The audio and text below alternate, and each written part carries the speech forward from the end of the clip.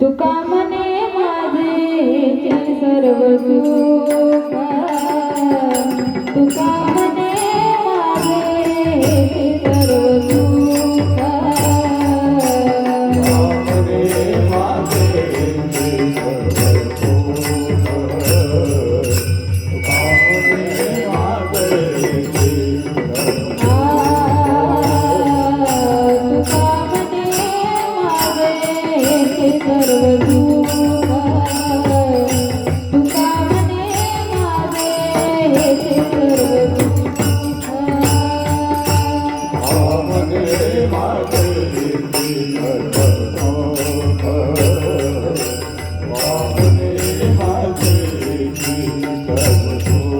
Oh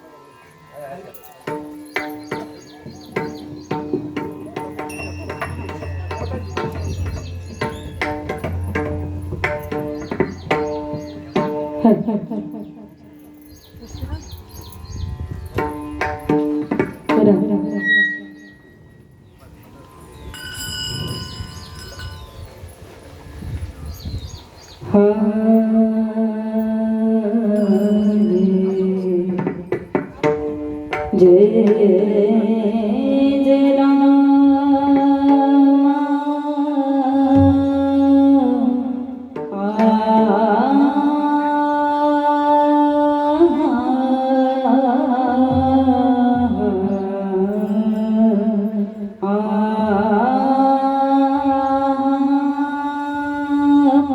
Hari जय जय राम कृष्ण हरि जय जय राम कृष्ण हरि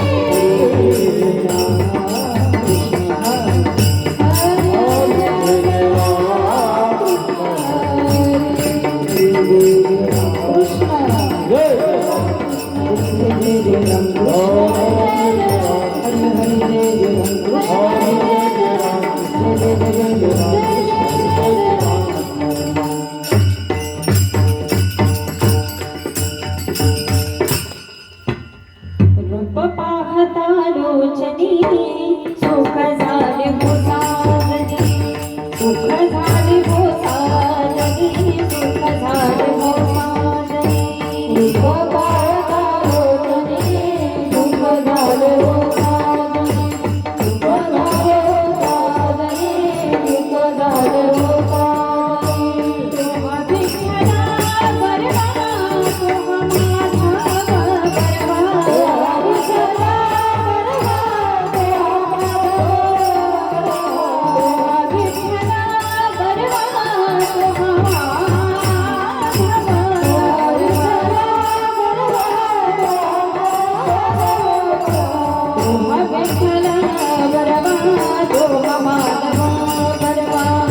तेव्हा माझा बरवा विठ्ठला बरवा तेव्हा विठ्ठला बरवा तेव्हा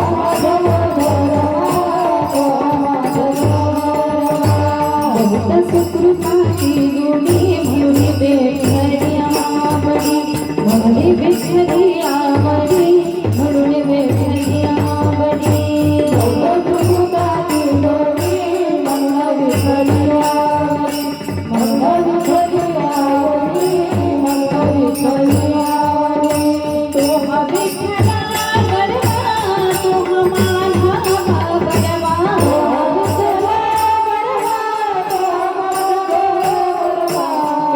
विठ्ठला बरवा तो हमारा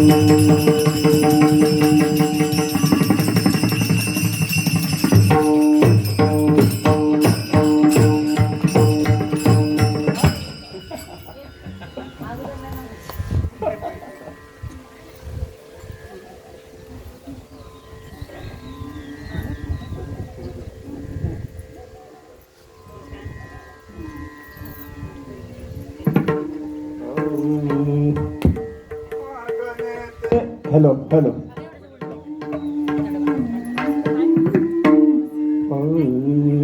मागणे ते एका तुझा प्राती आहे मागणे ते एका तुझा प्राती आहे मागणे ते एका तुझा प्राती आहे मागणे ते एका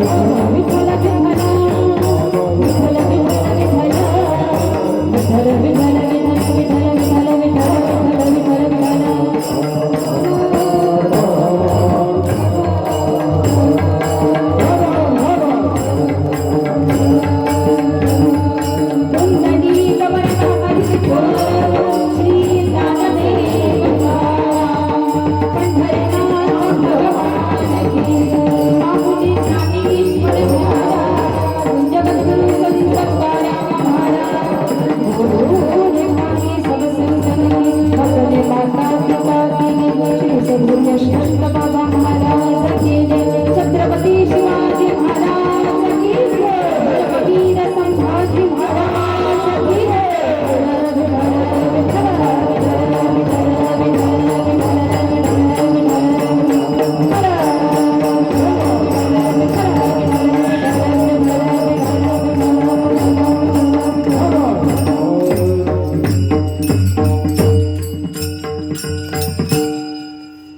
मागणे ते एक तुझ प्रती आहे, दिशील तरी पाहे पांडुरंगा, या संतांसी निर्भी हेची मज दे,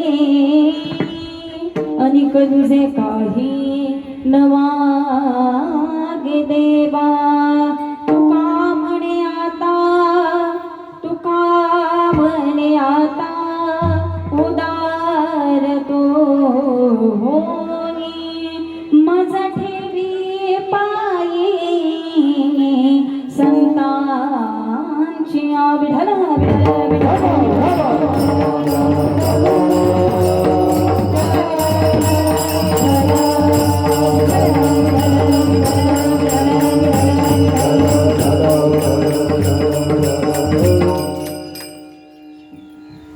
तानपुराचं बघायचं. ब्रह्मानंदं परमसुखदं केवलं ज्ञानमूर्ति, द्वन्द्वातीतं गगनसदृशं तत्त्वमस्यादिलक्ष्यम्, एकं नित्यं विमलमचलं सर्वधी साक्षिभूतं, भावातीतं त्रिगुणरहितं सद्गुरुतं नमामि. त्वमेव माता च पिता त्वमेव, त्वमेव बन्धु च सखा त्वमेव, त्वमेव विद्या द्रविणं त्वमेव, त्वमेव सर्वं मम देव देव. पांडुरंगा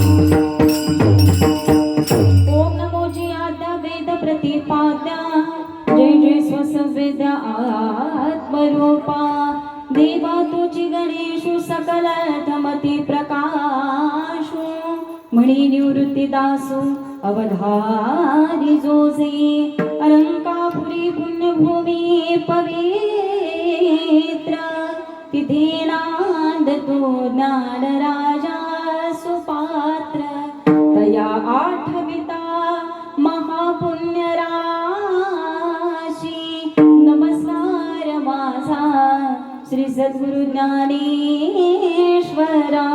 ओम नमो ज्ञानेश्वरा.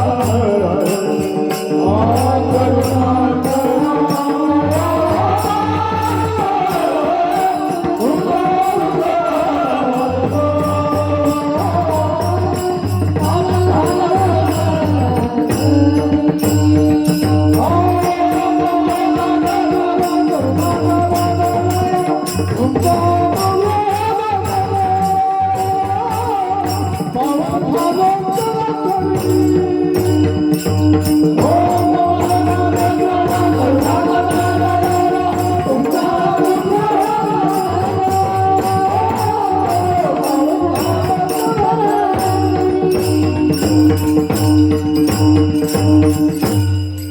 करोति वाचालं पङ्गुलङ्घयेत गिरिं यत्कृपातमहं वन्दे परमानन्दमाधवम्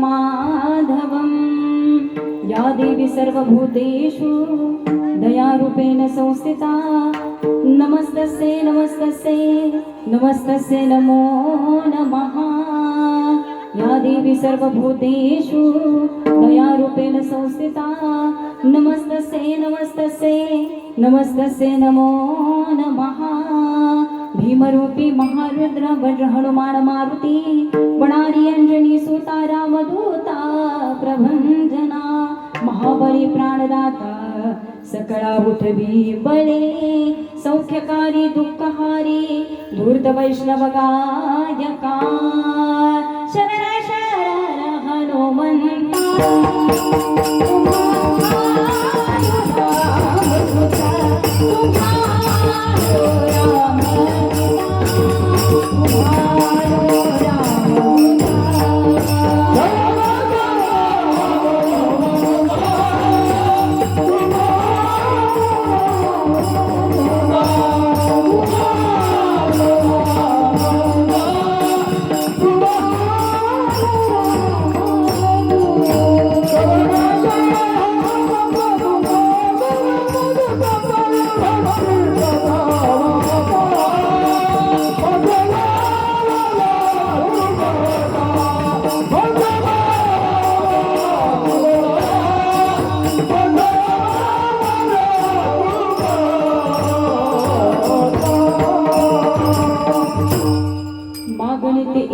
प्रती आहे देशील तरी पाहे पांडुरंगा या संतांचे निर्विहीची मज देई अनिक तुझे काही न मागे देवा प्रस्तुत प्राप्त कीर्तन रूपी सेवेकरता निवडलेला अभंग तत्पूर्वी सुंदर असं कार्यक्रमाचे नियोजन ज्या कार्यक्रमास्तव तुम्ही आम्ही सर्वजण आज इथे उपस्थित आहोत कैलासवासी लाडूबाई बाळासाहेब जगदाळे या आईंची तिसरी पुण्यतिथी आणि या पुण्यतिथीच्या निमित्तानं पुनश्च एकदा सर्व जगदाळे कुटुंब परिवार त्यांचे पती आमचे बाळासाहेब बाबा जगदाळे त्यांची दोन्ही मुलं आमचे दत्तात्रय दादा जगदाळे त्यांच्या सौ रोहिणीताई त्यांचे दुसरे सुपुत्र की ज्यांच्या माध्यमातून मला ही कीर्तनाची सेवा मिळाली आमचे धनाजी दादा जगदाळे त्यांच्या सौ पायताई आणि त्यांच्या कन्या आमच्या कविताताई कदम ज्या निमसोड कदमवाडी इथं त्यांना दिलेला आहे त्या सुद्धा जिथे उपस्थित आहेत दोन्ही मुलं त्यांचे सुना नातलग कुटुंब परिवार सुंदर असा हा कुटुंब परिवार आणि या कुटुंबानं आपल्या आईच्या स्मरणाप्रित्यर्थ पुनश्च एकदा इथं सुंदर असं कीर्तनाचं नियोजन केलेलं आहे आणि या कार्यक्रमाच्या सुंदर अशा उपस्थितीला आणि त्यांच्या बोलवण्याला मान देऊन आज सुंदर अशी पखवाजाची साथ देण्याकरता आमचे अक्षय महाराज असतील तेही आज इथे उपस्थित आहेत सुंदर अशी गायनाची साथ देण्याकरता आमचे दोन्ही गायक आमचे नवनाथ महाराज जगताप असतील दीपक महाराज इंगळे असतील त्यांच्याही चरणाचं दर्शन घेते सुंदर अशी साथ देणाऱ्या आमच्या ऋतिजाताई मदने त्यांच्याही चरणाचं मी दर्शन घेते सुंदर अशी टाळाची साथ देण्याकरता आमच्या मुक्ताई वारकरी संस्था सपकाळ वस्ती या सर्व लहान मुलींचं सुद्धा खरं तर खूप खूप कौतुक एकदा जोरदार टाळ्या आमच्या या लहान मुलींसाठी सुंदर अशी टाळाची साथ आहे आणि कीर्तनाला शोभा देण्याचं खूप अनमोल असं कार्य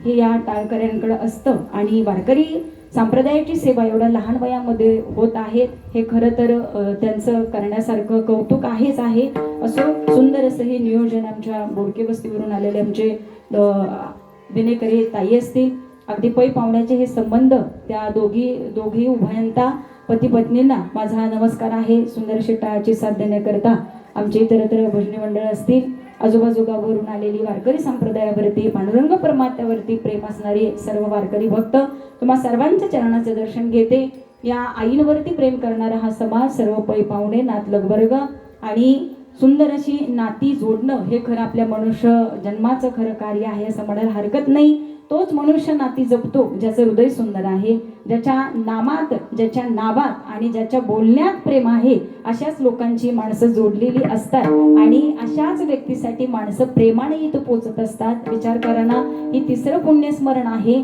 आणि या पुण्यस्मरणाला सुद्धा या मुलांनी विचार करावा की या कार्यक्रमासाठी आपण कीर्तनाचं नियोजन करू. तर खरं तर हे कीर्तनाचा साज घालणं, थाटमाट करणं इतकं सोपं नाही, याच्या मागं बरंच काय असते आणि ते म्हणजे आर्थिक सुद्धा गोष्टींचा विचार केला जातो. तरी सुद्धा आईच्या प्रेमाप्रित्यर्थ या मुलांनी बाकीचा कोणताही विचार न करता आपण कीर्तन घेऊ. खरं तर हे माझं दुसरं कीर्तन येत आहे. मला वाटते वर्षश्राद्धाच्या कीर्तनाला माझंच कीर्तन होतं आणि पुन्हा एकदा 1 वर्ष गॅप देऊन पुन्हा त्यांनी मला बोलवावं हे माझं परम भाग्य आहे. तुम्हा सर्वांच्या चरणाचं मी दर्शन घेते. पुनश्च एकदा सगळा कुटुंब परिवार यांना वंदन करते. सुंदर अशी साऊंड सिस्टीम आणि सुंदर असा मंडप आहे, त्यांच्याही दादांच्या चरणाशी मी नतमस्तक होते आणि तुम्हा सर्वांना नमस्कार करून माझ्या समोर बसलेले अनेक ज्ञानी गुणीजन मंडळी आणि वारकरी संप्रदायाची अनेक वर्षापासून सेवा करणारी, पांडुरंग परमात्म्यावरती नितांत प्रेम असणारी आणि आमच्या वारकरी संप्रदायाशी एकनिष्ठ असणारी अशी मंडळी माझ्या समोर बसलेली आहेत. तुम्हा सर्वांना वंदन करते आणि आता जास्तीचा वेळ न लावता मी माझ्या कीर्तन सेवेला प्रारंभ करते. विठ्ठल विठ्ठल.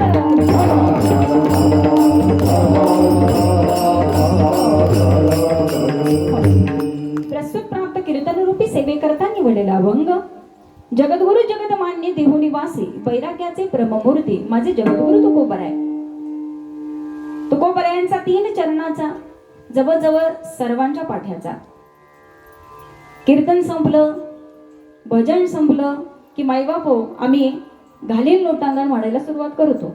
घालील लोटांगण झालं की आम्ही देवाला काहीतरी मागणं मागतो आणि या मागणी पर प्रकरणातला देवाला काय मागावं आणि देवाला तुकोबऱ्याने काय मागितलं याचं सुंदर वर्णन करणारा सर्वांच्या पाठ्याचा. आणि मायबापू जरी पाठ नसला तरी सगळ्यांनी गोल गोल फिरायला सुरुवात केली, एका जागेवर उभा राहिले, हात जोडले आणि गायक मंडळींनी सुरुवात केली. मागणे ते एक तुझ प्रती आहे, देशील तरी पाहे पांडुरंगा.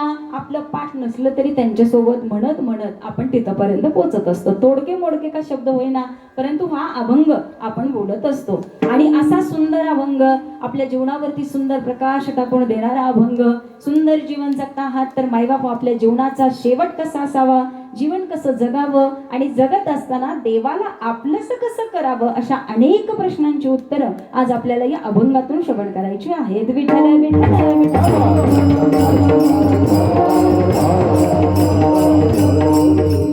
सांगण्याचं तात्पर्य असं आम्हाला मागायचं आहे महाराज, ठीक आहे ना. अभंग जर बारकाईने ऐकला, मागणे ते एक तुझ प्रती आहे, देशील तरी पागे पांडुरंगा. पांडुरंगा तुझ्या चरणाशी आता माझं एकच मागणं आहे. काय मागणं आहे की कायम तुझ्या चरणाशी मी लीन असावं, तुझ्या नामात मी गुंग असावं.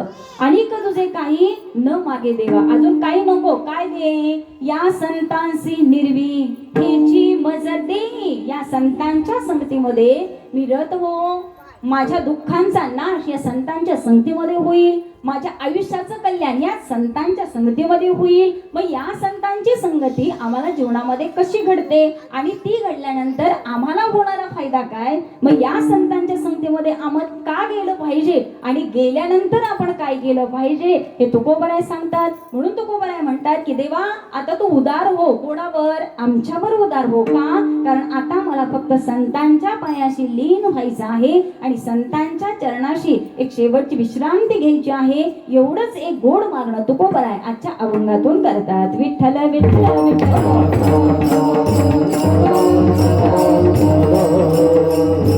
म्हणून महाराज अभंग अतिशय सोपा आहे. अगदी छोटा अभंग घेतला बरं का आजच्या सेवेला, कारण वेळ सुद्धा छोटासाच आहे. छोट्याशा वेळेमध्ये मला हे कीर्तन सादर करायचं आहे. थोडं कीर्तन सुरू व्हायला वेळ झाला, परंतु अशा अनेक अडचणी येत असतात, थोडासा विलंब होत असतो. परंतु तुम्ही मला फक्त कीर्तन बंद करायचे त्यावेळी इशारा करा बरं का, कारण महाराज अशी एकदा बोलायला सुटले तर कंट्रोल ठेवणं अवघड आहे. कारण आमच्या डोक्यात कंप्लीट 2 तास असतात. आलोय तर प्रामाणिकपणे सेवा केलीच पाहिजे. ज्यावेळी तुम्ही म्हणाल महाराज बंद करा आता भुका लागलेत, असा ज्यावेळी मला सिग्नल येईल त्यावेळी मी कीर्तन बंद करेल. त्यामुळे आजचं कीर्तन बंद करण्याचा टाइम हा मी तुमच्याकडे सोपवते. विठ्ठल विठ्ठल विठ्ठल.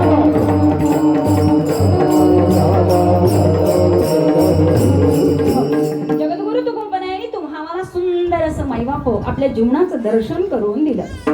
महाराजांनी सांगितलं बाबा तुम्ही असे राहा. मला असं वाटतं आपण करून देण्यापेक्षा दुसऱ्याला काहीतरी शिकवण्यापेक्षा आपण स्वतः काहीतरी शिकणं अत्यंत गरजेचं आहे. नुसतं शिकून काही उपयोग नाही, ते आचरणात आणणं, तसं वागणं आणि तसं गाणं हे सुद्धा आपल्याला येणं गरजेचं आहे. तात्पर्य असं, सुंदर असे मृदंगवादक मृदंग वाजवत आहेत, कीर्तन सुंदर छान चालू आहे, बसलेल्यांना वाटतंय की काय सुंदर मृदंग वाजतोय, असा मृदंग मला वाजवायला आला तर हे फक्त वाटतंय महाराज, ठीक आहे ना. वाटणं वेगळं आणि बसल्यानंतर वाजवणं हे वेगळं. मी कीर्तनाला आलो असतो तर किती बरं झालं असतं महाराज. कीर्तनाला यायचं आहे ही इच्छा येणं वेगळं आणि कीर्तनात येऊन बसणं हे त्याच्यापेक्षा वेगळं. आणि माझ्या वर्ष श्राद्धाला कीर्तन असतं तर किती बरं झालं असतं असणं वेगळं आणि वर्ष श्राद्धाला कीर्तन ठेवणं हे त्याच्यापेक्षा वेगळं आहे महाराज, ठीक आहे ना. काय सुंदर गुलाबजामुन आहेत हे म्हणणं वेगळं आणि ते गुलाबजामुन हातात घेऊन खाऊन वा काय सुंदर गुलाबजाम आहेत हे म्हणणं त्याच्यापेक्षा वेगळं. म्हणून काय सुंदर देव आहे हे म्हणणं वेगळं आणि देवाला हाताशी धरून देव अनुभवणं आणि मग जगाला सांगणं काय देव आहे हे करणं वेगळं. विठ्ठल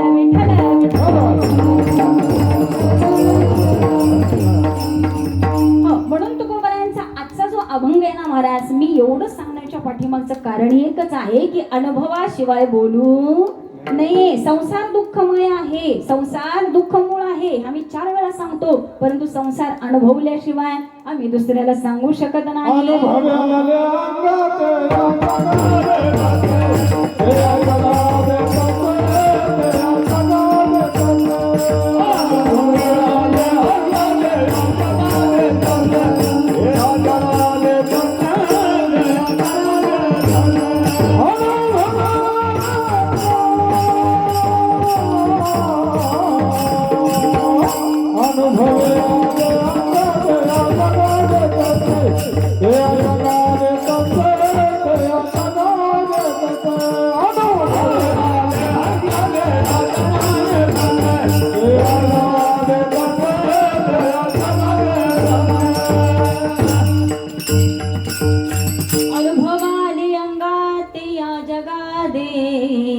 तसे साधू संतांचं हे काम आहे महाराज, स्वतः अनुभव घेतला आणि मग तो त्यांनी जगाला सांगितला. तुमच्या आमच्यासारखं नाही हो, तुमच्या आमच्यासारखं नाही हो, आम्ही फक्त बोलण्याच्या कामाचे आहोत. अनुभव कितपत घेतो हे आम्हाला माहिती नाही. आता संसार असा आहे, संसार तसा आहे हे मी बोलणं चुकीचं आहे का, कारण मी अजून संसार केलेला नाही. आता संसार करणाऱ्यांनी सांगावं संसार कसा आहे, परंतु ज्यावेळी मी देवावर बोलायला सुरुवात करते त्यावेळी मी मैव आनंदानं आणि हक्कानं सांगू शकते की परमार्थात काय आनंद आहे. कारण परमार्थाचा आनंद हा चिरकाल टिकणारा आहे. म्हणून देवाच्या जर भजनी आम्ही लागलो ना, साधू संत सांगतात की परमार्थाचा आनंद इतका गोड आहे, त्याची एकदा का चव चाखली की पुन्हा आम्ही परमार्थातून माघारी येऊ शकत नाही. परंतु आम्हाला तसा भक्त ताकदीचा बनावा लागेल. आम्ही तात्पुरते भक्त बनण्याचे काही उपयोगाचे नाही. आज माळ घातली, कोरोना आला, डॉक्टरांनी सांगितलं नाही तुम्हाला काढावी लागेल आणि खावंच लागेल. काही काहींच्या माळा कोरोनातच निघाल्या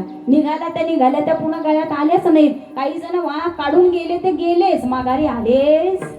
असं आमचं मायबापू जीवन आहे. परंतु पुन्हा पुन्हा सांगावं असं वाटतं की देवाच्या नामाचं वेड इतकं लावून घ्या की त्या नामाशिवाय आता मला दुसऱ्या कशाचीच गोडी चाखायला आनंदच न यावा. म्हणून अमृताची गोडी देवा तुझ्या भजनात, अमृताची गोडी देवा तुझ्या भजनात, अमृताची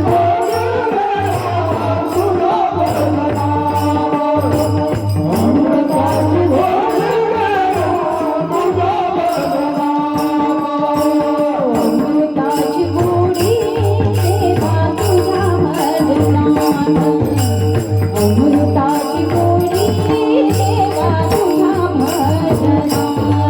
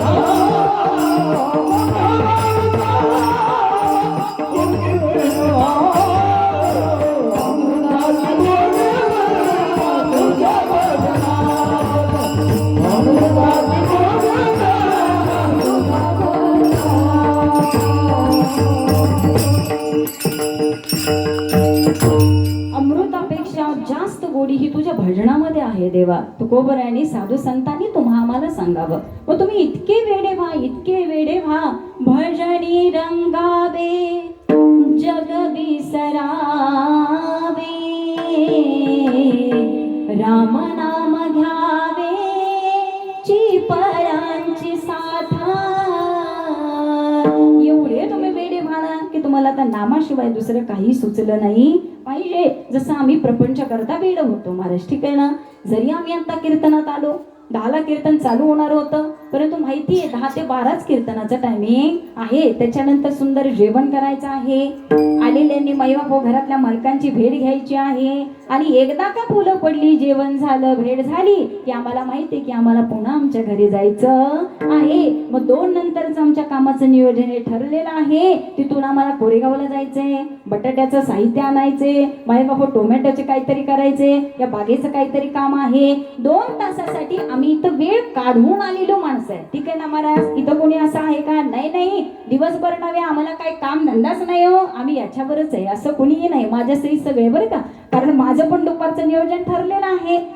आलो आम्ही इथं, परंतु आमचा संसार जसा मनामध्ये ठरलेला आहे, आम्ही संसाराशिवाय राहू शकत नाही. तसं महाराज आम्ही परमार्थामध्ये नामाशिवाय न राहणं हे एका खऱ्या भक्ताचं लक्षण आहे. म्हणून आम्हाला देवाला वारंवार मागावं लागेल. देवा, प्रपंच करत असताना, आम्हाला प्रपंच करत असताना तुझा विसर पडू नये एवढंच एक मागणं तुझ्या जवळ आहे. म्हणून तुकोबराय सांगतात, आमचं एकच मागणं तुझ्या चरणाशी आहे. हे चिदान दे गा देवा, तुझा विसर बाबा,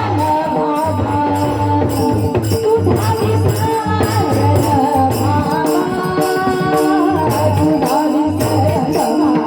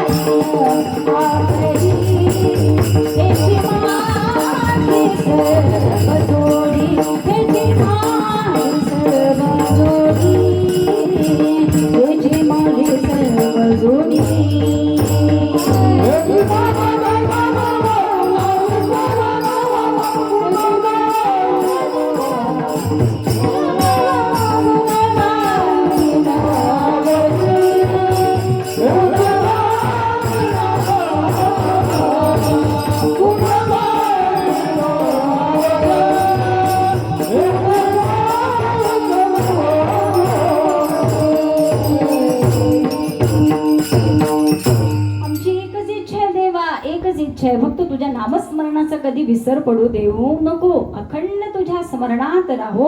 आणि तुझ्या स्मरणाचं मैबापू जर विस्मरण झालं तर या आयुष्याला काय किंमत आहे सांगा ना.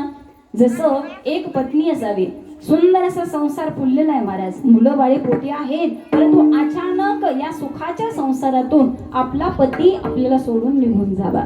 त्या पत्नीच्या आयुष्यामध्ये असलेलं दुःख त्या पत्नीला जाऊन विचारा की मैबापू आता सगळं काय आहे, सगळं काय आहे, परंतु आता जो हवा होता तो पतीच आयुष्यामध्ये राहिलेला नाही. त्यावेळी महाराज जसं या देहातनं आत्मा निघून गेला, बरं काही नाही का, तानपुरा चालू करा महाराज.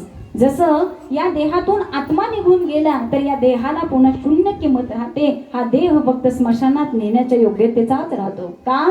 कारण त्या देहाला पुणे आम्ही आमची माणसं म्हणत नाही. भले माझी आई असू दे, परंतु आता त्या देहामध्ये त्या आईचा आत्मा राहिलेला नाही. शेवटी ती आई आता स्मशानात जाण्याच्या योग्यतेचाच तो देह राहतो. त्यामुळं मला जीवन जगताना आमचं आयुष्य सुद्धा असंच असलं पाहिजे. कारण तुकोबराय सांगतात, ज्या मुखामध्ये नामस्मरण आलं नाही, आयुष्य जगत असताना हे मुख फक्त खाण्याकरता आणि बोलण्याकरताच जर वापर केला तर महाराज परमार्था विना आपलं आयुष्य फुका गेला असं म्हणायला हरकत नाही. आणि अशा माणसाचं जीवन हे श्वानापेक्षा सुद्धा बेकार आहे. नाही तरी काय थोडे, नाही तरी काय थोडे, नाही तरी काय थोडे, नाही तरी काय थोडे, नाही तरी काय थोडे, नाही तरी काय थोडे, नाही तरी काय थोडे.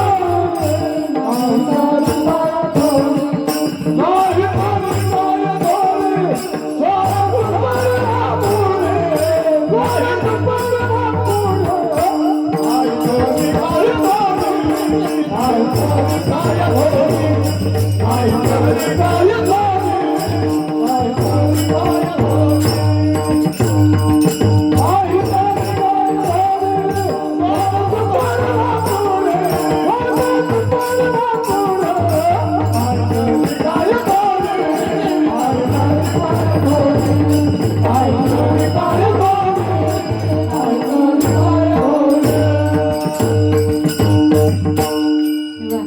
मायबापो हे आयुष्याचं सार आहे. आपण जर जीवन जगतो आहोत ना, तर या जीवनामध्ये आम्ही परमार्थाशिवाय राहणं हे खूप चुकीचं आहे. ठीक आहे ना महाराज. जसं एखादीचं सुवासिनीचं लेणं असावं आणि ती समाजात जाताना जर बिना कुंकवाची, बिना बांगड्यांची, बिना मायबापो पायात जोडवी न घालता अशी जर बिचारी समाजात फिरायला लागली तर समाजात किंमत आहे का? नाही ना महाराज. ज्यावेळी पती नसतो त्यावेळी ती स्त्री या समाजामध्ये येते, त्यावेळेस तिला कमीपणा वाटत असतो. तो मायबापो कमीपणा प्रत्येक स्त्रीच्या आयुष्यात जाऊन विचारा. म्हणून कसा का असेना, पिणारा का असेना, हाणामारा करणारा का असेना, 4-5 केस का त्याच्यावरती असेना, परंतु भाई ज्यावेळी नवरदेव जेलमध्ये जरी असला तरी ही बिचारी मात्र समाजात जाताना नटून थटून आनंदानं आणि अगदी मजे स्त्रियांमध्ये जाते. हा अधिकार कधी असतो? कसा का असेना, परंतु पती आयुष्यामध्ये असावा असं आमच्या संसारिक लोकांचं म्हणणं आहे. माझं नाही बरं का. संसारिक लोकांचं म्हणणं आहे. कसा का असेना परंतु तो असला पाहिजे. तसंच माझं म्हणणं काय आहे का, परमार्थ कसा का असेना, मोडका तोडका का असेना, सकाळी एकदा का होईना मायबाप हो देवळात नाही गेली, बिचारीने जाता रस्त्यानं जाताना तरी किमान नमस्कार केला, तेवढा तरी आपल्याकडे आशीर्वाद येऊ शकतो. ठीक आहे ना महाराज. नाही तुम्हाला एखाद्याला जेवण घालता आलं, किमान आपल्या घरात आल्यावर पाण्याचा ग्लास जरी दिला तरी माणूस पुण्य पदरात आहे. ठीक आहे ना. आणि आमचा परमार्थ आम्हाला हे शिकवतो की तुम्ही माणसातला देव ओळखा. तुकडोजी महाराजांनी सांगावं की जनमानसामध्ये जो देव आहे, जीवाजीवामध्ये चराचरामध्ये मायबाप पांडुरंग परमात्म्याचं दर्शन घेणारे अनेक भक्त होते. म्हणून महाराज ही अनुभूती ज्यावी नामदेवरायांना यावी, ही अनुभूती ज्यावी तुकोबरायांना यावी, त्यावी प्राणी मात्रांमध्ये सुद्धा देव पाहिला. म्हणून महाराज ज्यावी एका छोट्याशा कुत्र्यानं ती रोटी पळवावी तर तुकोबरायांनी नामदेव महाराजांनी साधू संतांनी त्याच्या मागं तुपाची वाटी घेऊन फिरवावं का, तर त्याला त्या घशाला टोटरे बसू नयेत का, कारण ती चपाती अशी खाऊ नको, तुपासोबत खा. परंतु हे कधी, जेव्हा त्यांना देवाचं दर्शन झालं तेव्हा. म्हणून चराचरामध्ये आम्हाला प्रत्येक प्राणी मात्रामध्ये देव त्याच वेळी दिसू शकतो. म्हणून साधू संत सांगतात हा जन्म वाया घालवू नका, म्हणे तुकड्या घोडे हत्ती याची अशी सगोजी लगती, म्हणे तुकड्या घोडे हत्ती याची अशी सगोजी लगती, रावण मेला लंका जळाली तशीच सगोजी लगती, रावण मेला लंका जळाली तशीच सगोजी लगती.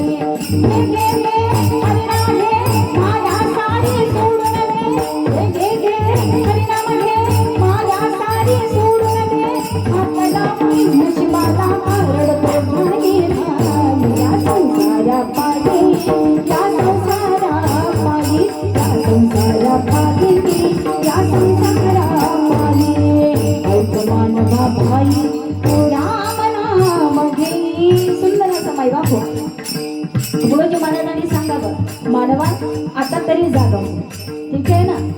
जन्माला आला, बालपण अज्ञानपणामध्ये निघून गेलं, तारुण्यपण मायबाप कमवण्यामध्ये, लग्नामध्ये, निम्म आयुष्यभर संसारामध्ये निघून गेलं. महाराज 50-60 येते त्यावेळी आम्हाला वाटतं या आयुष्यात येऊन आम्ही केलं काय, जे करायचं होतं ते झालं. सहज लोक सांगून जातात मुलगा झाला, मुलगी झाली, शिक्षण झालं, त्यांची लग्न झाली, नातवंड पाहिली, आता आयुष्यात पुढं करायचं काय, त्याला आम्ही म्हणतो आमच्या आयुष्याची रिटायरमेंट. आणि या रिटायरमेंट मध्ये महाराज आम्ही परमार्थाला लागायला सुरुवात करतो ना, करतो तोच माळ हातामध्ये घेतली मायबाप हो, अचानक माळ गळून पडायला लागली. देवाला बघायला गेलो तर एका डोळ्यानं दिसायचं कमी यायला लागलं. मग मोतीबिंदू झाला म्हणून आम्ही फुकटची शिबिरामध्ये ऑपरेशन करायला सुरुवात केली. मायबाप हो पायी वारीला जायचं म्हणलं तर आता गुडघे खायला आले. नाही महाराज 2 किलोमीटर सुद्धा चालू शकत नाही का, कारण आता पैसा देत नाही. त्यामुळे घरात जेवढा बसून परमार्थ होईल तेवढाच आम्ही आता करू शकतो. महाराज तुम्ही कोणाला फसवताय, कोणाला फसवताय, देवाला फसवत नाही, हे स्वतःला फसवणं आहे. म्हणून महाराज आयुष्याचा वेळ निम्मा प्रपंचासाठी निघून गेला. तुकडोजी महाराज सांगतात इथं कितीही केलं काही केलं, कितीही कमवलं, काहीही झालं तरी शेवटी इथं रावणाच्या जवळ काय राहिलं नाही. मग तुमचं आमचं तर काय राहणार महाराज, ठीक आहे ना. म्हणून तुकडोजी महाराज म्हणतात जागी व्हा आणि एकच काम करा, एकच करा. ऐक मानवा भाई तू राम नाम घे, ऐक मानवा भाई तू राम नाम घे. नरा सारखा नर जन्माला आला संसारा, आला संसारा. नरा सारखा नर जन्माला आला संसारा, आला संसारा. घे घे घे हरिनाम घे, माया सारी सोडून दे. घे घे घे हरिनाम घे, माया सारी सोडून दे. हात लावून नशिबाला रडतो भाई भाई.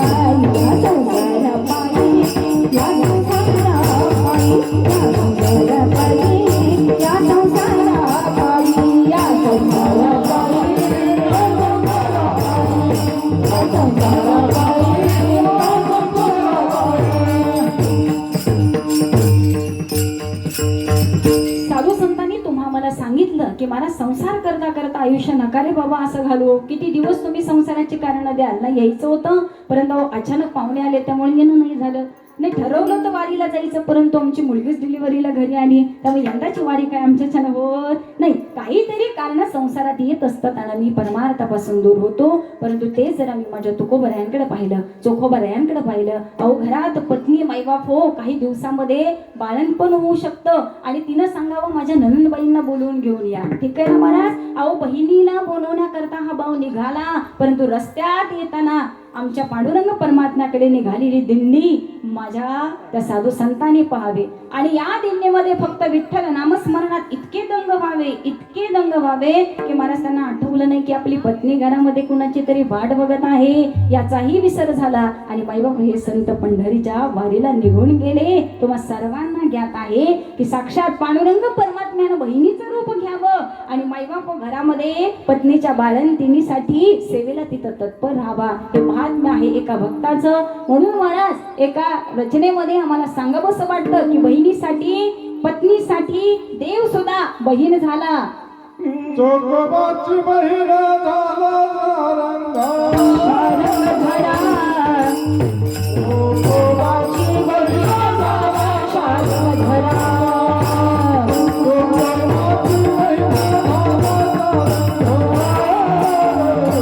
चोखोबाची बहीण झाला चोखोबाची बहीण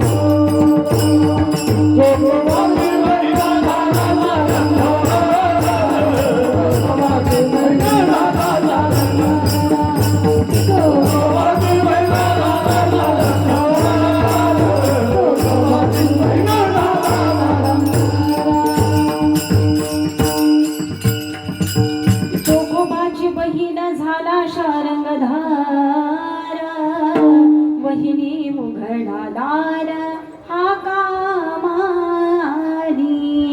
देवाने एका भक्तासाठी काय काय करावं महाराज, ठीक आहे ना.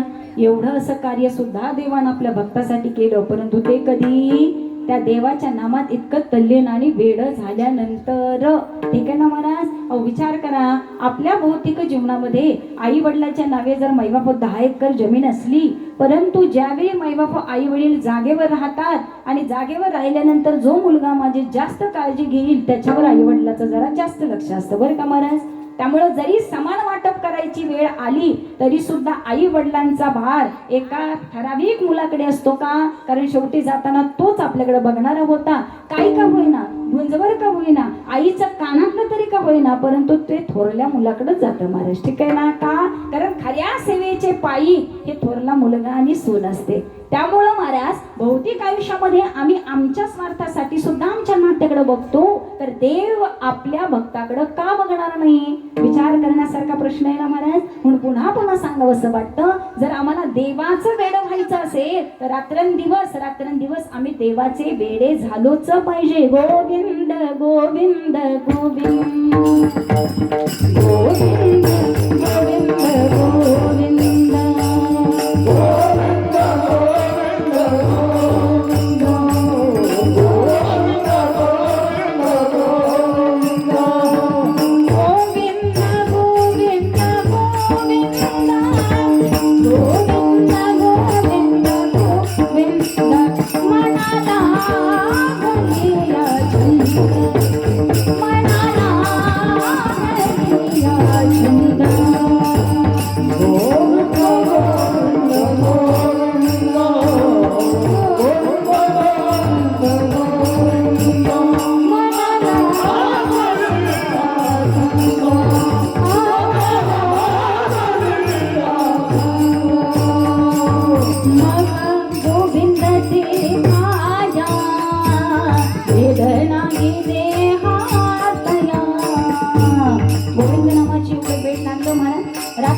फक्त नाम नाम आणि नाम. या गोविंदाच्या भगवंताच्या नामानं मैबाप अशी अवस्था होते की देवरूपा देहन होऊन जावा. मैबाप हाताने टाळी वाजली जाते, कानाने भगवंताचं नामस्मरण ऐकलं जातं, डोळ्याने भगवंताला पाहण्यात येतं, मुखाने देवाचं नामस्मरण चालू होतं. हे चित्त देवाला दिलं जातं आणि अशा वेळी आम्ही देवरूप होऊन जातो. काही तुकोबराय सांगतात अवस्था होते कशी? मग गोविंद देवाला भेद नाही देहातला. गोविंद गोविंद गोविंद गोविंद गोविंद गोविंद म्हणाला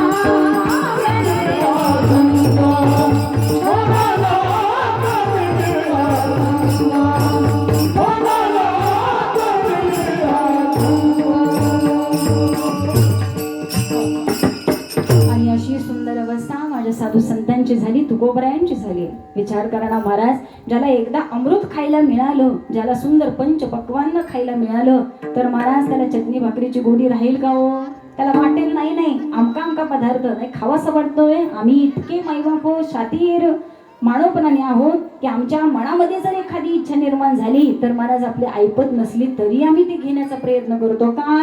आयुष्य एकदाच आहे म्हणे, एकदा का होईना ती चव चाकलीच पाहिजे. आम्ही मैबाप हो काही करू, कर्ज काढू, काही करू, परंतु आम्हाला साध्य करण्यासारखी जी गोष्ट आहे ती आम्ही नक्की साध्य करत असतो.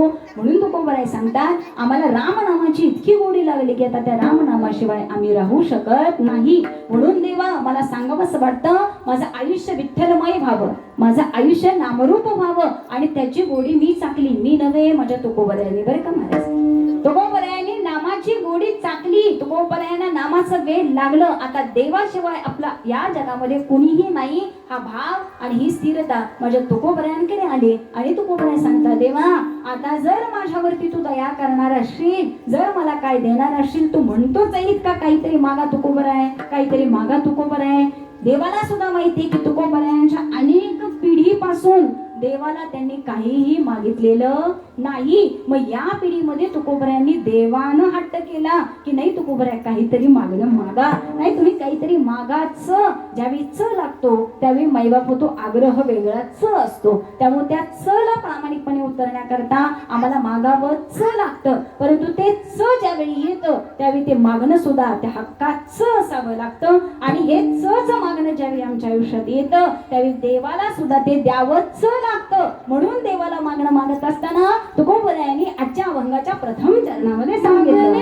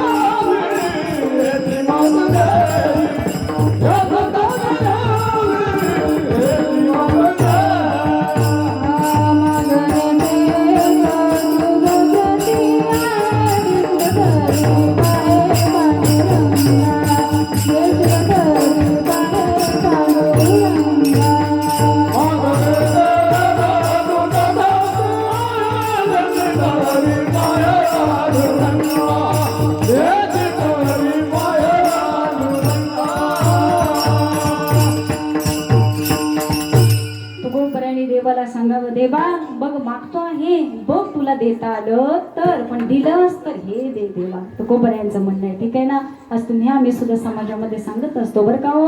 आईची तिसरी पुण्यतिथी आहे, कीर्तनाचा कार्यक्रम आहे, फोन केलाय बघा. आता तुम्हाला जमलं तर या, सांगण्याचं काम केलंय, आता तुम्हाला जमलं तर तुम्ही नक्की या. तसंच महाराज तुकोबराय सुद्धा देवाला सांगतात, बघा तुकोबराय तुम्ही मला मागायचं, मागा मागा हट्ट केला म्हणून मी मागितलं, पण बघा आता जमलं तर हेच द्या. ठीक आहे ना महाराज. म्हणून पुन्हा पुन्हा सांगावं असं वाटतं की तुकोबरायाने काय मागणं मागितलं आणि कोणाला मागितलं. मायबाप हो, मागणारा सुद्धा त्या ताकदीचा असावा आणि आम्ही कुणाला मागतो आहोत तो त्याच्यापेक्षा जोरदार ताकदीचा असला पाहिजे. जर मायबाप हो आम्हालाच रोज 100 रुपये कमवण्याची अक्कल नसेल, त्यानं जर जाऊन मायबाप हो जो 50 रुपये नाही त्याला संध्याकाळी येताना धड रस्ता सापडत नाही आणि त्याला जाऊन जर मी म्हणलं नाही नाही काही पण करा कारभारी पण 1000 रुपये मला, आपण कमवतो 100 रुपये, आपण मागायला कुणाकडे गेलो ज्याला रात्रीचा घरी येताना रस्ता सापडत, मग डोळ्याने अंध समजा नाहीतर आणखीन काय समजायचं ते समजा. परंतु आम्ही कुणाला मागायला गेलो, काय मागितलं, 1000 रुपये द्या. परंतु हे जसं मागणारा चुकीचं आहे तसं मायबापू ज्याला मागितलं तो त्याच्यापेक्षा चुकीचा आहे. म्हणून तुकोबराय सांगतात आम्ही देवाला मागितलं. मग देव कसा आहे महाराज. ठीक आहे ना. एक असा सद्ग्रस्त होता, एक असा सद्ग्रस्त होता आणि मायबाप हो तो गेला ना समुद्रावरती, सुंदर असं हातामध्ये जाळं घेतलंय, मासे पकडायला सुरुवात केलेली आहे आणि त्याला तुमच्या आमच्या सारख्याने एक प्रश्न विचारला, का हो तुम्ही तिथं गेला, समजा चुकून जर तुम्हाला समुद्र देवता प्रसन्न झालीच, समजा चुकून तुम्हाला समुद्र देवता प्रसन्न झाली तर तुम्ही त्याला काय मागाल. हे जर तुम्हा मला विचारलं तर तुम्ही आम्ही सुद्धा मनात लगेच प्रश्नावली चालू झाली, काय मागितलं असेल त्यानं, काय मागितलं असेल. हा जर प्रश्न मला विचारला तर मी काय मागेन, आमचे प्रश्न चालू झाले ना महाराज. त्या मुलांनी सांगितलं, त्या सद्ग्रस्तांनी सांगितलं मी समुद्र देवतेला एकच मागेन. काय मागेन, माझ्याकडे एवढंसं जाळ आहे, मला मोठं जाळं द्या. कशाला, मासे पकडायला. अहो जिथं समुद्रच एवढ्या माशाने भरलेला आहे त्या समुद्रालाच जर मागितलं तर समुद्रासहित माशासहित तो आपला झाला ना महाराज. आणखी एक दृष्टांत देते. एका राजाचा मुलगा त्या राजाजवळ आला आणि त्या लहान मुलानं वडिलांना सांगितलं, बाबा मला एक गोष्ट हवी आहे. राजाने सांगितलं, काय पाहिजे बाळा सांग, तुला काय देऊ, काय पाहिजे तुला. आता ते शेवटी राजाचं पोरगं होतं. राजाचा मुलगा म्हणाला, बाबा मला दुसरं काही नको, फक्त मला सोन्याची नाणी पाहिजे आहेत. काय पाहिजे, सोन्याची नाणी द्या आणि ती एवढी द्या. राजाला सुद्धा प्रश्न पडला, अरे बाळा हे तू मागून काय मागितलं, तू राजाचा मुलगा आहेस, अरे हे साम्राज्य दिलं असतं, एवढी प्रॉपर्टी दिली असती, हे दिलं असतं ते दिलं असतं, मागून तू काय मागितलं, सोन्याची नाणी मागितली. असं का केलं. त्यावेळी बाळानं सांगितलं, बाबा मला त्यावेळी जे सुचलं तेच मी मागितलं, कारण मला एवढ्याचीच माहिती आहे. विठ्ठल विठ्ठल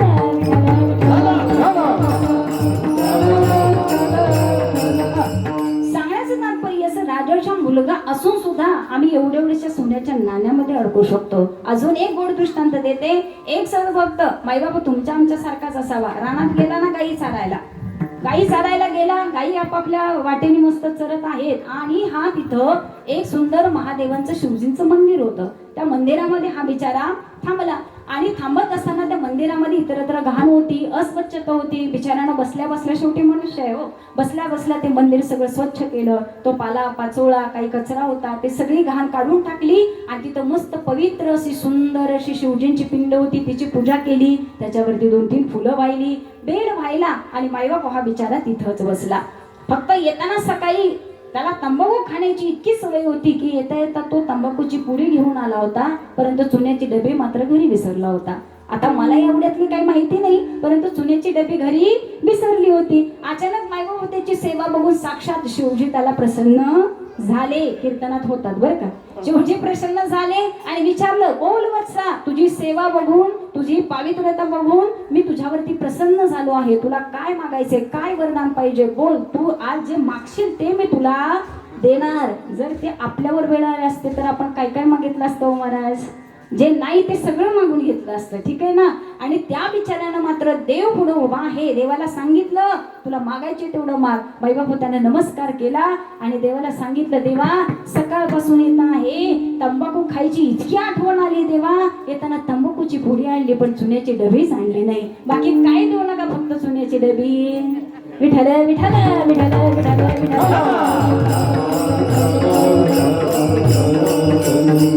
हो, सांगण्याचं तात्पर्य असं, देवाला आम्ही काय मागितलं, आम्ही चुन्याची डबी एवढं समागणं मागितलं. तो बापाला सांगतात, अरे बेड्यानं हितच आपलं चुकतं, आपल्याला मागता येत नाही, आपल्याला काय मागावं हे समजत नाही. तो बापाला सांगतात, अहो तुम्ही देवालाच का मागत नाही, देवा मला दुसरं काही नको, मला तूच हवायस का. कारण खऱ्या सुखापर्यंत पोचायचं असेल, खऱ्या समाधानावर ते पोचायचं असेल तर ते समाधान देवाच्या नामस्मरणानं, देवाच्या चिंतनानं आणि देवामुळं आयुष्यामध्ये येतं. म्हणून देवा मला दुसरं काहीच नको, मला तूच हवं आहेस. हे मागणं ज्यावेळी तुमच्या आमच्या सारख्यांना समजेल ना, त्यावेळी महाराज आपलं आयुष्य आनंदित आपल्याला जगता येईल. म्हणून देवाला आवडताना असं आपलं मागणं असावं. नाथ बाबांना सुद्धा विचारावं.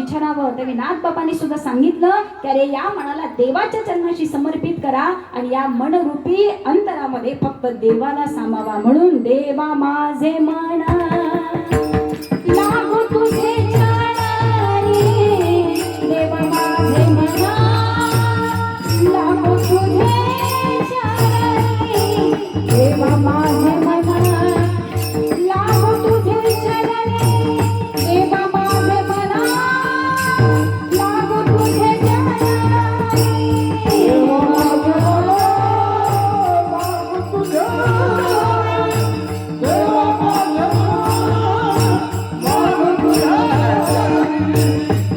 माझे मन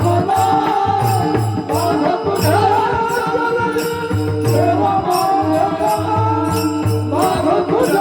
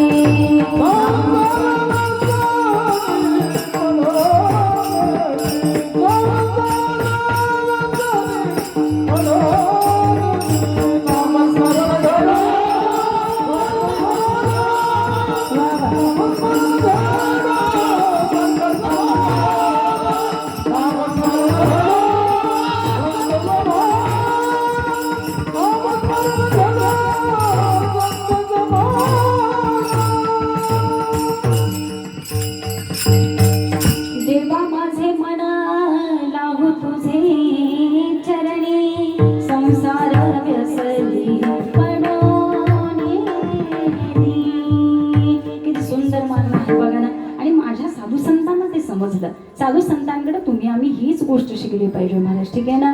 कुणाच्या तरी सानिध्यात गेला तर काहीतरी चांगल्या गोष्टी आत्मसात करण्याचा प्रयत्न करावा. जसं सुंदर जीवन बनवायचं असेल तर संगती सुद्धा चांगल्या आणि सद्ग्रस्ताची असावी महाराज, ठीक आहे ना. चांगल्या माणसाच्या संगतीत गेला तर नक्की तुम्ही चांगले घडाल. परंतु मायबाप हो, जर आमचा मित्र आमची मैत्रीण चुकीच्या मार्गी असेल आणि आम्ही त्याच्या संगतीत राहून त्यांना सुधारवण्याच्या ऐवजी जर आम्ही सुद्धा चुकीचं वागायला लागलो तर ती संगत काही कामाची नाही महाराज, ठीक आहे ना. त्यामुळे या मनाला वारंवार सांगा, म्हणा सज्जना भक्ती पंथेचे जावे, तरी श्री हरी पावे जे तो स्वभावे. जनी निंदते सर्व सोडून राहावे, जनी वंदते सर्व भावे करावे. जय जय रघुवीर समर्थ विठ्ठल विठ्ठल विठ्ठल.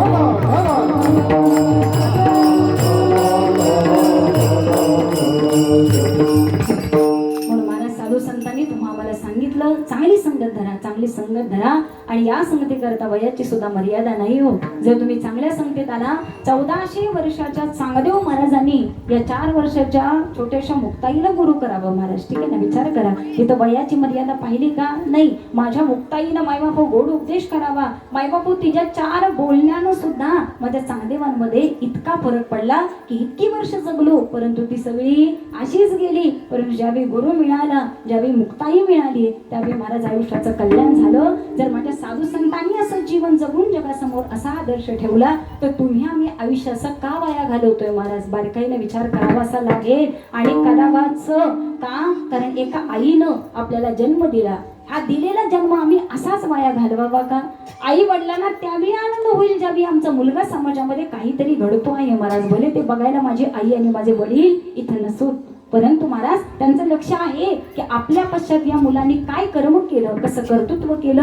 परंतु आई वडील गेल्यानंतर घराची कळा सुद्धा माईबापू मुलांनी नीट ठेवली नाही, तर त्या आई वडिलाला आनंद हा होणारच नाही. म्हणून जाता जाता सांगून जाते, जोपर्यंत आई वडील आहेत ना, तोपर्यंत महाराज त्यांची किंमत करायला शिका. असू दे आई भांडखोर, असू दे आई थोडी कडक शब्दाची, असू दे वडील माई बापू कडक शब्दाचे, असू दे पिणारे, परंतु महाराज जोपर्यंत आहे तोपर्यंत फक्त आणि फक्त आम्ही त्यांचा रोष करत राहतो.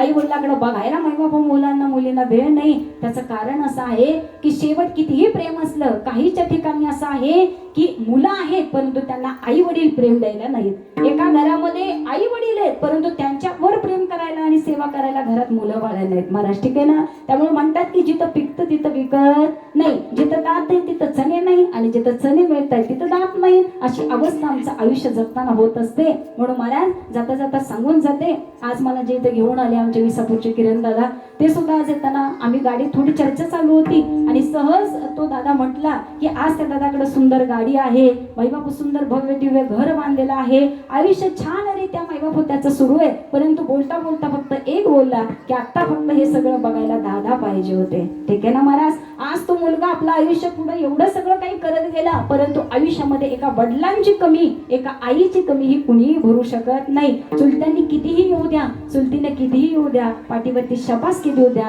तरी सुद्धा अंतर मनामध्ये वाटतं की नाही माझी आई आणि माझे वडील आज इथं असायला हवं होते. सांगण्याचं तात्पर्य असं, त्यामुळं मनुष्य गेल्यानंतर त्याची किंमत करण्यापेक्षा, रडत बसण्यापेक्षा जोपर्यंत आहे तोपर्यंत सुंदर जगायला शिका, जीवनाचा आनंद घ्यायला शिका. आणि तुम्ही आनंद घेत असताना या समाजाला सुद्धा आनंद देण्याचा प्रयत्न करा. का? कारण साधू संतांनी अशातच आपलं आयुष्य घालवलंय मायबापू. ठीक आहे ना? या समाजाला आनंदी करण्याकरता, ज्ञानी करण्याकरता आपलं आयुष्य परोपकारामध्ये आयुष्य घालवलं ते म्हणजे ज्ञानोपराय होते, परोपकारामध्ये आयुष्य घालवलं ते म्हणजे तुकोपराय होते. म्हणून बुडते हे जन न देखावे डोळा, बुडते हे जन न देखावे डोळा, बुडते डोळा.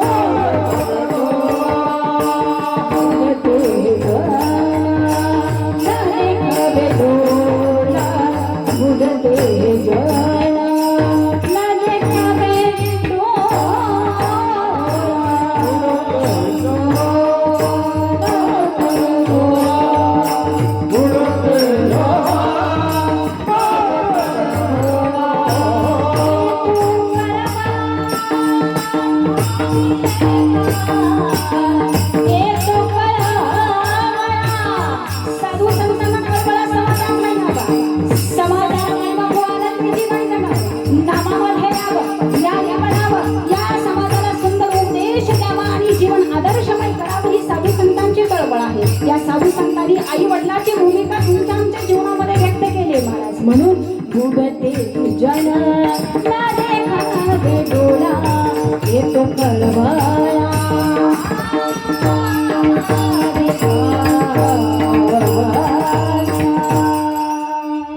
कळवळा येतोय महाराज. ठीक आहे ना? वाईट वाटतंय, डोळ्यानं बघू वाटत नाहीये.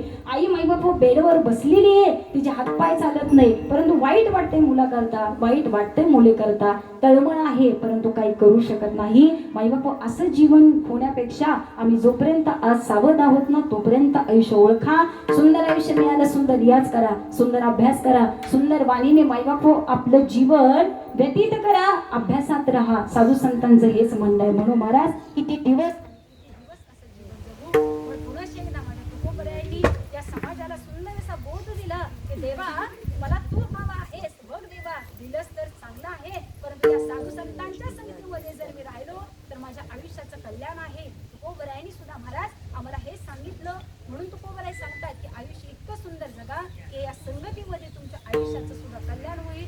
म्हणून जगद्गुरु तुकोबराय मला दुसरं काही नको, मला काय हवंय तेच मला द्या. अभंगाचं द्वितीय चरण. या संतांची निरावी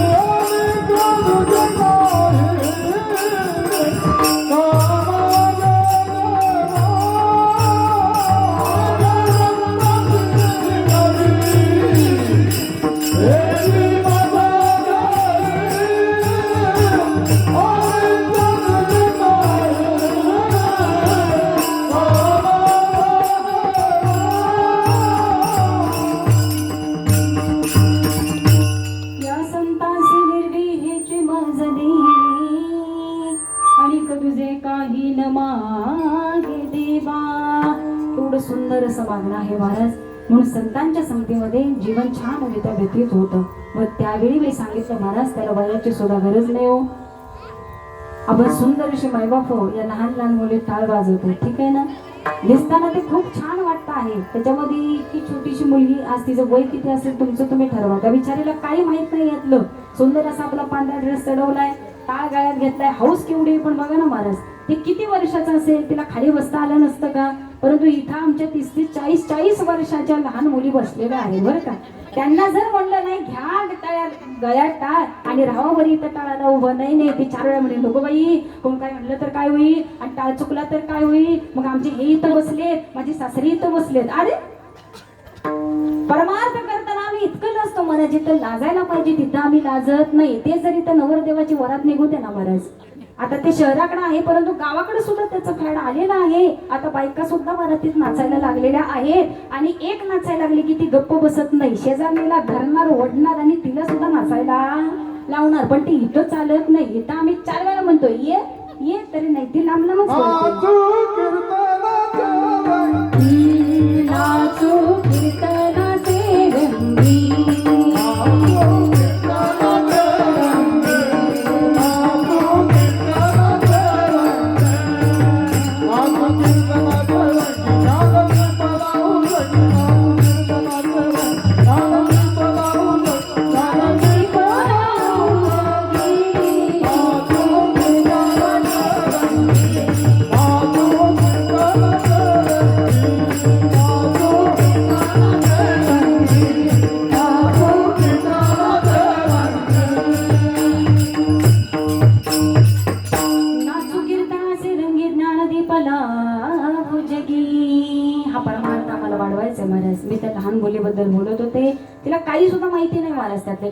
ती ह्याचं त्याचं बघूनच नाचते. तिची मम्मी का कोण आहे मला माहिती नाही, परंतु इकडं तोंड कर तिकडं तोंड कर, असा टाळ वाजव तसा टाळ वाजव. ती शिकवण्याचा प्रयत्न करतीये, ती मुलगी सुद्धा बघून करायचा प्रयत्न करतीये. परंतु महाराज इथं आल्याशिवाय आणि संगतीत गेल्याशिवाय सुद्धा हे जमणार नाही. ही जर मुलगी घरात इकडं तिकडं रडत आरडत ओरडत कुठे इथं बघ तिथं बघ, हे आपट ते आपट, ते करणारी सुद्धा मुलं समाजामध्ये बघायला मिळतात. परंतु ती आज इथं उभा आहे, भविष्यात नक्की ती चांगली टाळ वाजवणारच. आणि जर मनावर घेतलं तर भविष्यात ती चांगली कीर्तनकार चांगली गायक सुद्धा होऊ शकते महाराज. ठीक आहे ना. हा महिमा आहे आमच्या वारकरी संप्रदायाचा. म्हणून किमान तुम्ही इथं या, डोळ्यांनी बघा, आनंद घ्या, कानाने श्रवण करा. तुम्ही जसं त्या कानाला ऐकवाल तसं तुम्ही ऐकत राहाल आणि घडत राहाल. तुम्ही जसं या हाताला कर्म द्याल तसं ते हात करत राहतील. या हातानं भजनात टाळी सुद्धा वाजवता येते आणि या हातानं मायबाप एखाद्याचा खून सुद्धा करता येतो. ठीक आहे ना. परंतु केलेल्या खुनानं हा माणूस जेलमध्ये जाऊन बसणार, परंतु हाताने टाळी वाजवून जर भजन करत राहिला तर याच आयुष्याचं कल्याण झाल्याशिवाय राहणार नाही. विठ्ठल विठ्ठल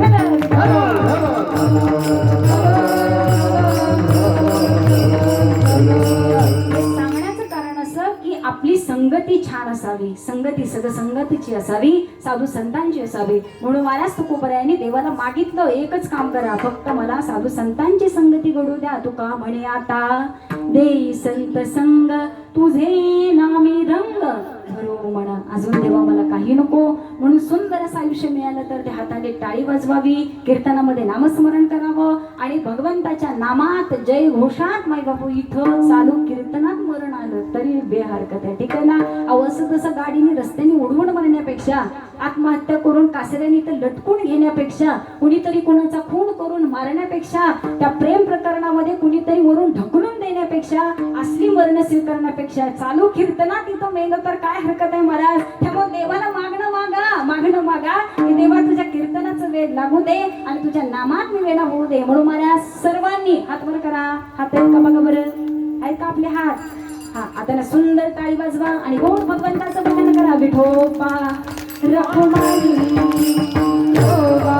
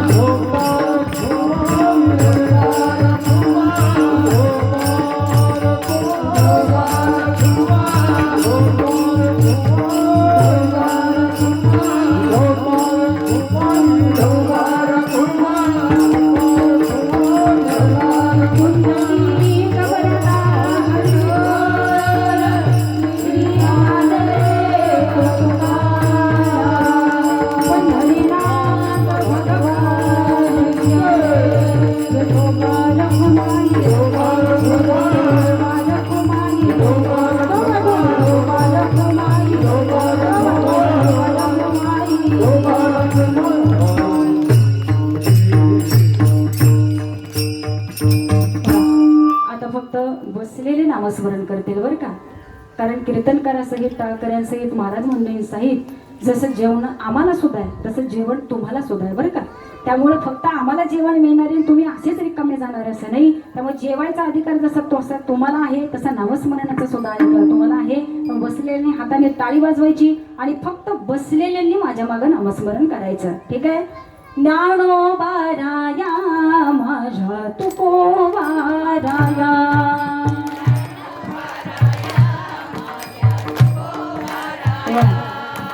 पाठीमागे बसलेले उभा राहिलेले तुम्हाला पण आहे हो जेवण. पुढच्याला नाही फक्त बोला ना, प्रेमाने बोला ना, देवासाठी बोला, माझ्यासाठी नाही हो. ज्ञानोबाराया माझ्या तुकोबाराया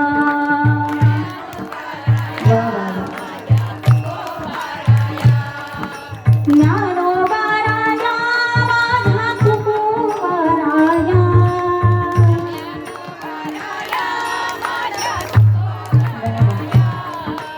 ज्ञानोबा राजा माझ्या तुकोबा राया.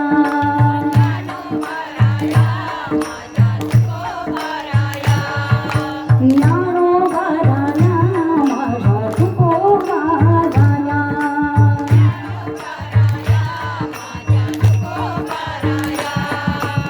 ज्यांनी सुंदर नामस्मरण केलं त्यांनी पहिल्या पंक्तीला जेवायला बसायचं बरं का. आणि जे नामाशिवाय राहिलेत ना त्यांनी असंच निघायचं का, कारण मी नाही बघितलं, त्या आईने बघितलंय त्यांच्या पुण्यतिथीला कोणी कोणी नामस्मरण केलं कोणी कोणी नाही. कारण आत्ता घेतलेलं नाम हे माझ्यासाठी नव्हतं मुळी, ते फक्त त्यांच्या आत्म्याकरता होतं. आणि आपली काहीतरी भावपूर्ण श्रद्धांजली, बुके आणले, फुलं आणली, व्हॉट्सअपवरनं भावपूर्ण श्रद्धांजली, दुःख हळहळ व्यक्त केली, ते रडण्याचे टॅटू टाकले म्हणजे भावपूर्ण श्रद्धांजली नाही महाराज. नामस्मरणाशिवाय सगळ्यात मोठी आणि सुंदर श्रद्धांजली आपण कुठलीच देऊ शकत नाही. ठीक आहे ना. पैसे देणं, हजेरी लावणं, बोलणं, करणं, फुले टाकणं हे काही नाही महाराज, ही वरची सगळे ठीक आहे. परंतु परमार्थ सांगतो की नामाशिवाय या जगामध्ये दुसरं काही श्रेष्ठ नाही. म्हणून पुन्हा एकदा सर्वांनी नाम घ्या. ज्ञानोबा राया माझ्या तुकोबा राया. ज्ञानोबा राया माझ्या तुकोबा राया.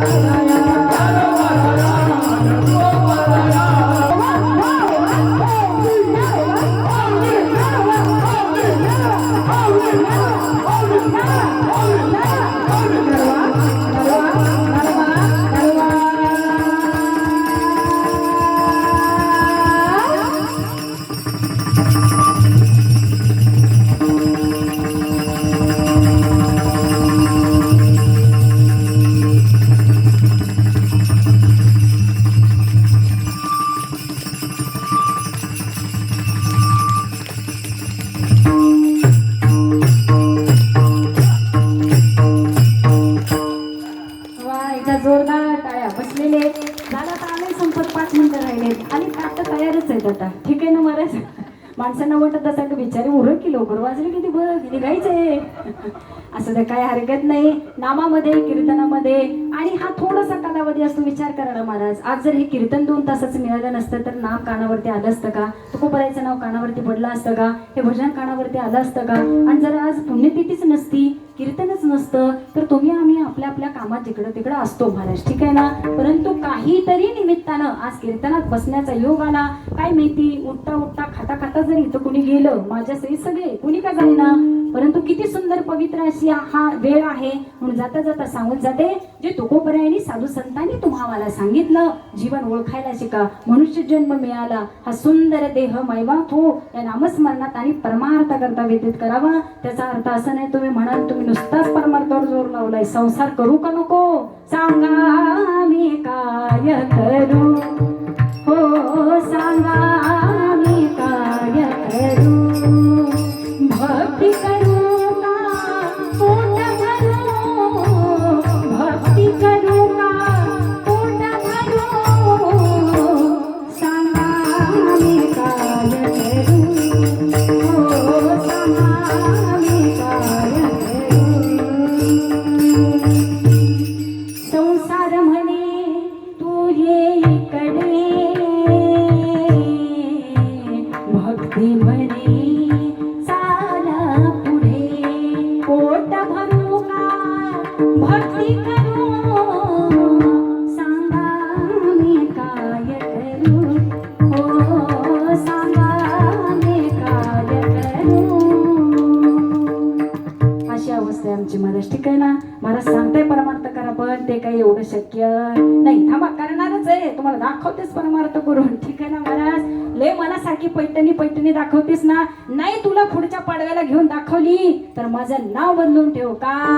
शेजारच्यानं अर्धा एकर घेतली, आम्ही प्रयत्न करू पाऊण एकर घेण्याचा.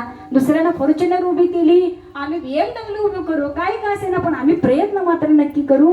परंतु परमार्थ हे सांगतो, जर मी 1000 जप केला तर तुम्ही इथं काही ईर्ष्या करत नाही, मी 2000 करणार म्हणजे करणार. अहो इथं आमची भलाई आहे, ठीक आहे ना महाराज. आम्ही भौतिक कितीही कमवलं, आम्ही गेलो की इथं पुन्हा राजे दुसरे होणार आहे तो, कारण तुम्हीच तयार करून ठेवलेले आहेत. वंशाचा दिवा पाहिजे. 4 मुली पोटी आल्या तरी सुद्धा आम्हाला 5व्या अपत्याची गरज वाटते का, मुलगा असावा. आणि त्या मुलासाठी महाराज 4 मुली असल्या तरी आम्ही 5वा अपत्य मुलाचं गृहीत धरतो का. इतकं सगळं केलं, इतकी प्रॉपर्टी कमवली, ती कुणाला द्यायची, कोणीतरी वारस पाहिजे ना महाराज. परंतु ज्यावेळी तो वारसच आम्हाला वृद्धाश्रम दाखवतो त्यावेळी समजतं की अरे अरे अरे अरे नियम आपला चुकला. त्यांनी चुकून सुद्धा काही उपयोगाचं नाही. त्या 4 मुली जर सोन्यासारख्या वाढवल्या असत्या तर महाराज एक आई झाली असती, एखादी कंडक्टर झाली असती, मी म्हणते एखादी शिक्षक झाली असती. परंतु कसं का असेना शेवटी ती तुमच्यापर्यंत पोहोचलीच असती. आणि तुमच्यापर्यंत नसती पोहोचली तरी तुम्हाला तरी उचलून घेऊन तिकडे गेली असती महाराज, ठीक आहे ना. त्यामुळे मुलींना तुम्ही कमी समजायचं नाही. अशामध्ये महाराज एका आईनं जीव गमावला, अशामध्ये एका आईनं जीव गमावला का, पोटी 2 मुलं आहेत, परंतु अपेक्षा होती 3रा मुलगा व्हावा.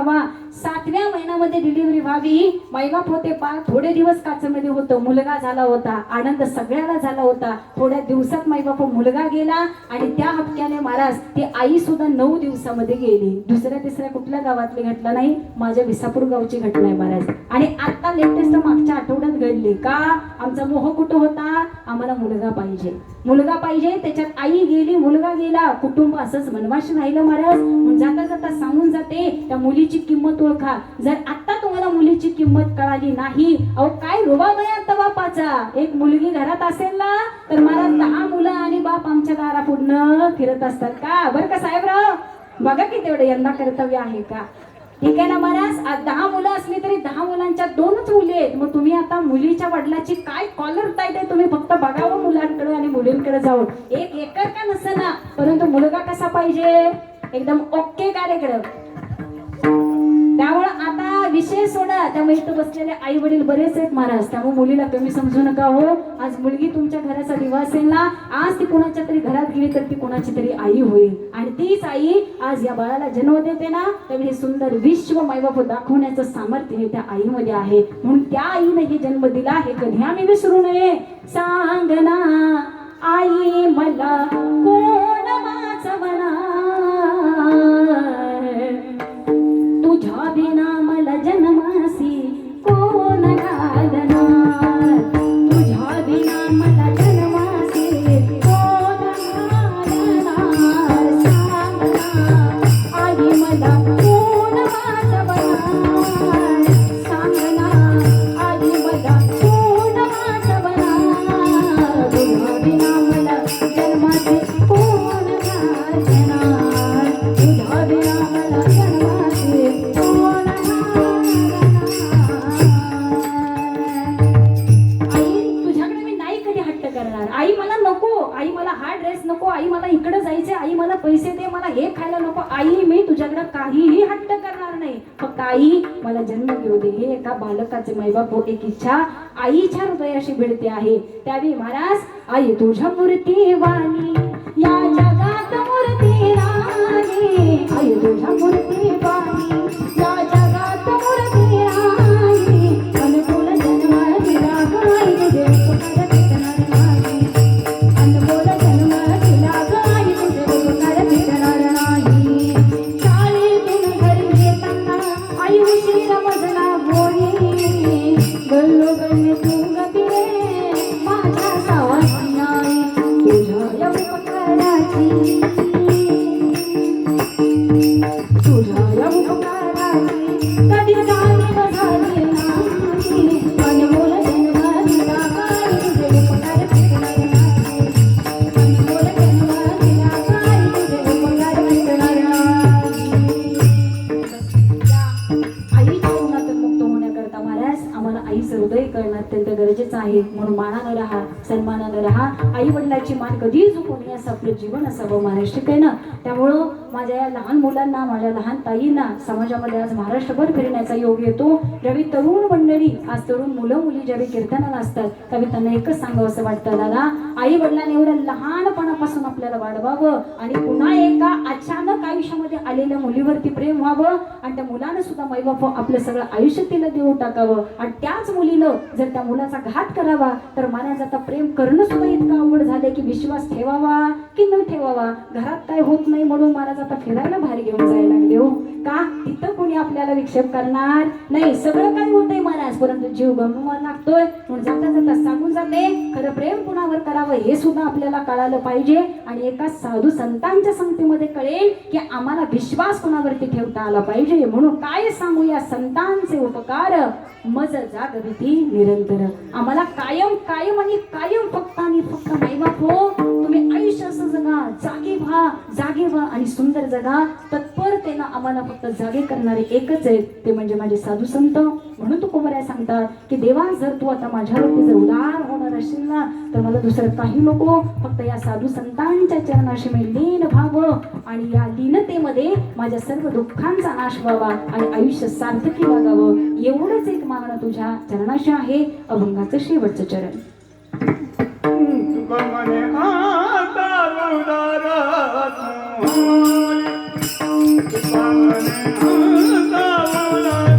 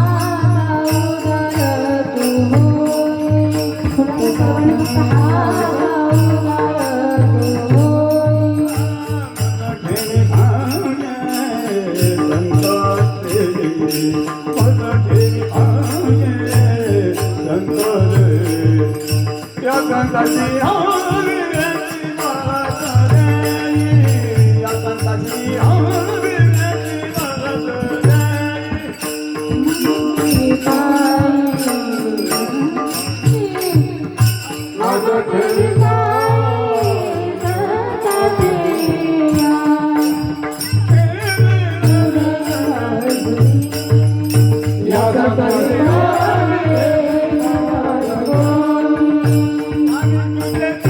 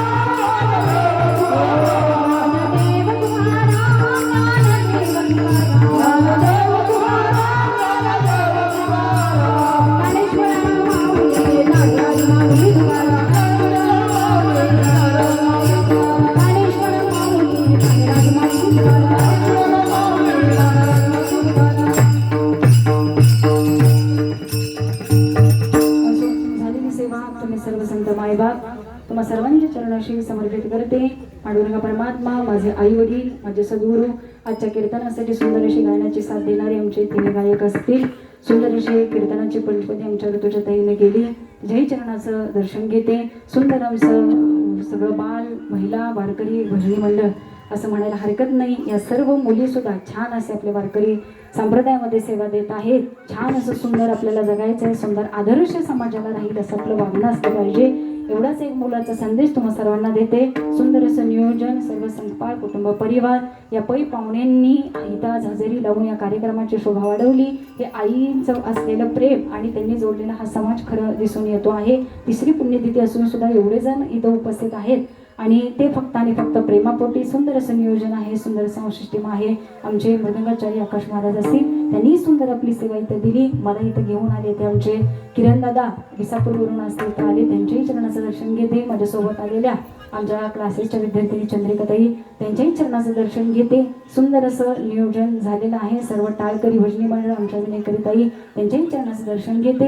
आणि आता जास्तीत सगळे नाही लावता मी माझ्या सेवेला इथंच पूर्णविराम देते. याच्यानंतर फुलाचा अभंग होईल, त्यानंतर पुष्पवृष्टी होईल. घरातली जी मंडळी असतील त्यांनी इथं फ्रेम जवळ यायचंय आणि त्याच्यानंतर प्रसादाचा कार्यक्रम आहे ना.